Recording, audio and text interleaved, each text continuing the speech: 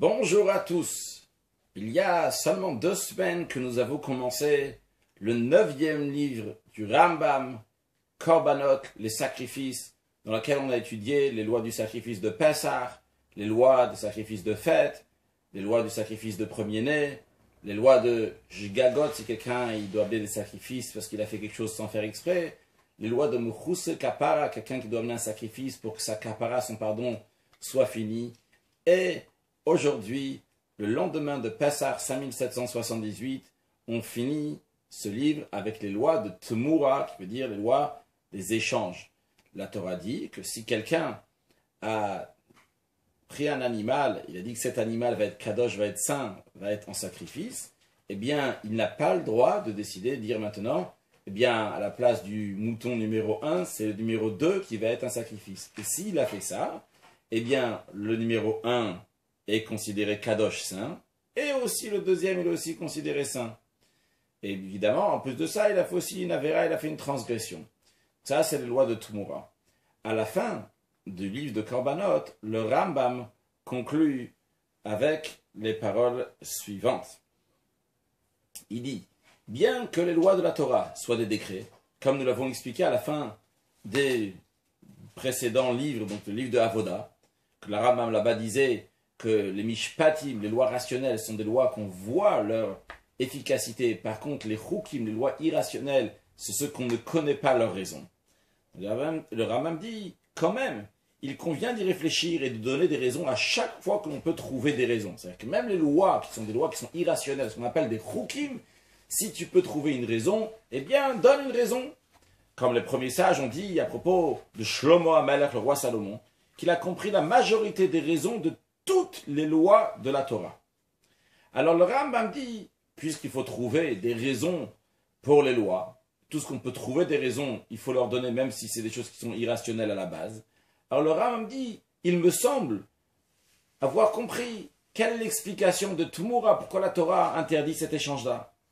Il me semble que ce que dit l'Écriture, que lui et son échange, les deux vont être saints, c'est dans le même esprit qu'une autre loi, à propos que quelqu'un qui a consacré sa maison, il veut racheter sa maison. La Torah dit, il doit ajouter un 5e en plus du prix donc, qui est estimé pour sa maison.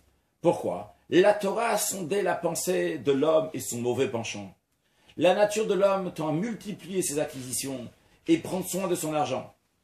Et bien qu'il a formulé un vœu, il a consacré quelque chose pour Dieu. Mais c'est possible qu'il regrette de l'avoir fait.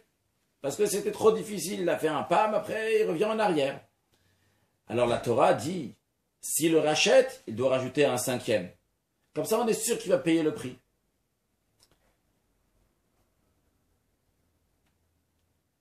Et de même, s'il consacre un animal, il est à craindre qu'il revienne sur sa décision. Et puisqu'il ne peut pas le racheter, parce que l'animal lui-même il est saint, donc il ne peut pas le racheter, cet animal va lui revenir, il va dire, je vais l'échanger contre un autre animal. De l'autre animal qui est de moins de valeur. Et si on lui donnait l'autorisation d'échanger un mauvais animal contre un bon animal, alors lui, il va échanger, l'être humain va échanger un bon animal contre un mauvais, en prétendant qu'il est bon. Il va dire oui, celui-là il est bon. C'est pour ça que la Torah empêchait d'échanger un animal contre un autre. Et l'a pénalisé s'il échange en disant, lui et le deuxième aussi vont être saints.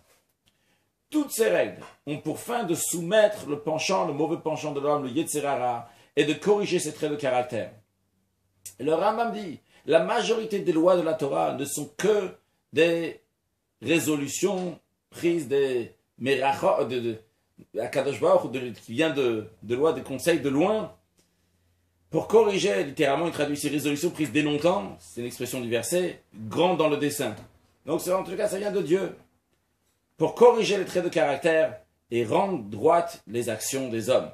Et de même, il est dit, le Rambam conclut avec un verset, qu'on va dire aussi en français, « N'est-ce pas à ton intention que j'ai consigné par écrit d'importantes maximes, en fait de bons conseils et d'expérience, pour t'apprendre ce qu'il y a de réel dans les dictons de la vérité et de permettre de présenter les choses fidèlement à ceux qui t'envoient. » Bien, et là comme ça, donc on conclut le loi de Korbanot, dans lequel il y avait 45 chapitres, donc on a fini en 15 jours, et on entame on commence le livre de Tahara, le 10e livre, de pureté, qui est le plus long des livres du Rambam. Il y a 144 chapitres. Le Rambam commence avec un verset, comme d'habitude, en disant Beshem Hashem Kelolam tout d'abord. Lev Tar Bralielo Kim Ruach Nachon Chadej Kirbi, un verset des psaumes qui dit s'il te plaît, Dieu crée en mon cœur pur et fait renaître en moi un esprit saint. Après que le Rambam énumère donc toutes les lois qu'on va voir dans ce livre-là, il commence donc en disant que un cadavre, un mort, rend impur par contact, par un OL et par le fait d'être porté. Donc si il couvre, on verra dans la suite c'est quoi exactement ces lois-là, dans la suite, c'est pas qu'on va dire aujourd'hui, mais dans la suite de ces lois. Et l'impureté par contact et par OL, c'est dit clairement dans la Torah. Écrit à Nogia, celui qui touche le mort, il va être impur pendant 7 jours. Et il y a écrit aussi, quand la balle à OL, tout ce qui vient dans la tente, et tout ce qui est dans la tente, Itma Shivatayim sera impur pendant 7 jours. Donc voilà la conclusion et le début la conclusion du 9e livre de Rambam et le début du 10e livre. Alors, on va s'arrêter un peu sur ce que le Rambam dit à la fin du 9e livre.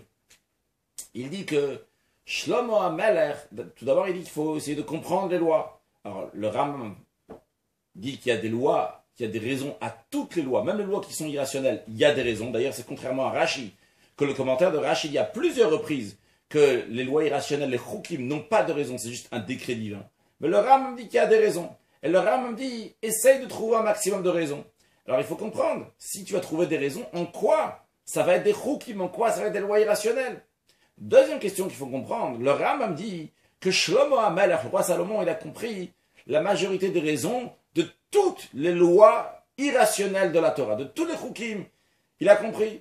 A priori, il écrit clairement dans le Midrash Tanchuma que Shlomo HaMelech, il a dit à propos de la vache rousse, Amartia Chakma Veichokamimel, je suis intelligent, mais les lois de la vache rousse me dépassent, sont au-delà de moi. Et le Rambam lui-même dit dans son livre Moreh Nevuchim que Shlomo HaMelech, il a compris toutes les lois, à part les lois irrationnelles, à part les lois de la vache rousse. Et là, comment le Rambam, il dit que Shlomo HaMelech a tout compris.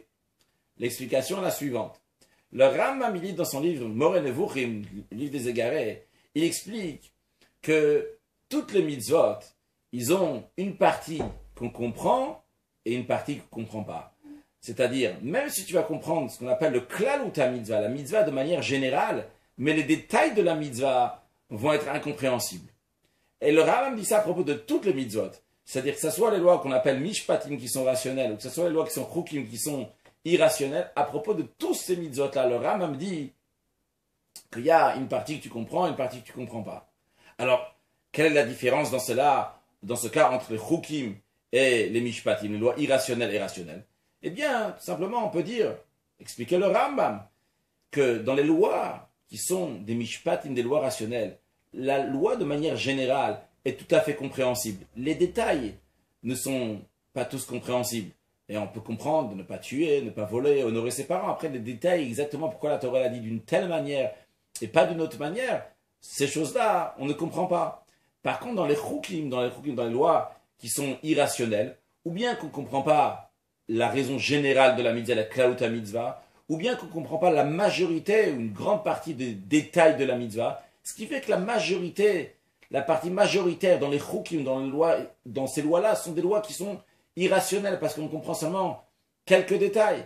Donc, basé sur ça, on peut très bien comprendre comment le Rambam va nous dire, en ce qui concerne les lois rationnelles, la majorité est rationnelle. Quand la majorité est rationnelle, c'est des lois qui sont rationnelles.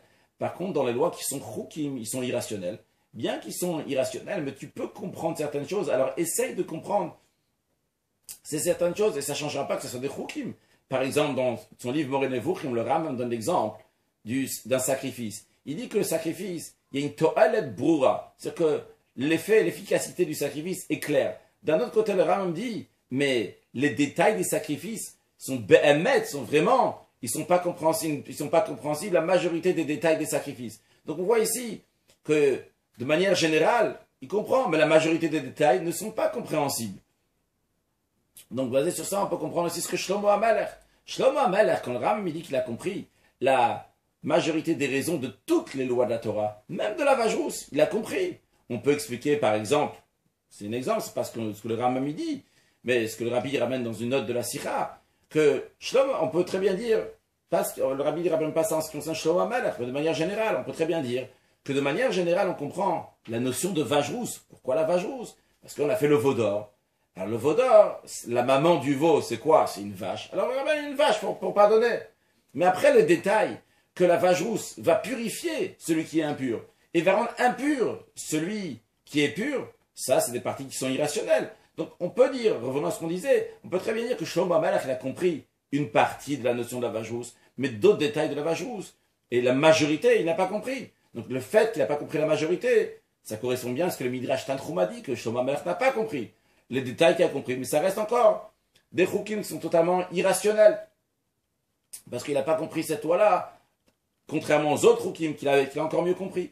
Donc ce qu'il en sort de ça, que d'après le Rambam, dans toutes les mitzvot, il y a une mixture, il y a un mélange, aussi bien de mishpatim et de choukim. Dans toutes les mitzvot, il y a une partie qui est rationnelle et une partie qui est irrationnelle. Sinon la question elle est, qu'est-ce qui sera plus? Est-ce qu'il y aura plus de rationnel ou plus d'irrationnel? Pourquoi c'est comme ça? Tout simplement, Dieu veut qu'on va le servir de tout cœur et de toute âme. Pour le servir de tout cœur, avec plaisir, pour cela, il y a besoin de compréhension. Lorsqu'il y a une compréhension, il y a un goût à ce qu'on fait. À ce moment-là, il y a une motivation pour faire les choses. D'un autre côté, on doit faire les choses parce que Dieu l'a demandé de faire les choses.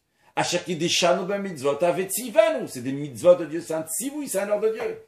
Et c'est la raison pour laquelle que dans chaque mitzvah, il y a les deux. D'un côté, un juif doit savoir, doit se rappeler constamment que c'est Vetzivanu. C'est un ordre de Dieu, renforcer son Kabbalatol, renforcer, recevoir sur lui le joug de Dieu. Mais d'un autre côté, pour qu'il ait un plaisir dans la mitzvah et la faire avec vitalité, Dieu il a fait qu'il y a aussi une compréhension. Donc, dans certains commandements, il y a plus de compréhension, et dans certains commandements, il y a plus de Kabbalatol, il y a plus de recevoir le joug de Dieu. Alors ça, c'est important dans tous les domaines de notre vie. On fait des choses que Dieu nous a demandé de faire. Alors toujours, le Rav nous dit justement, essaye de comprendre, essaye de prendre goût à ce que tu fais.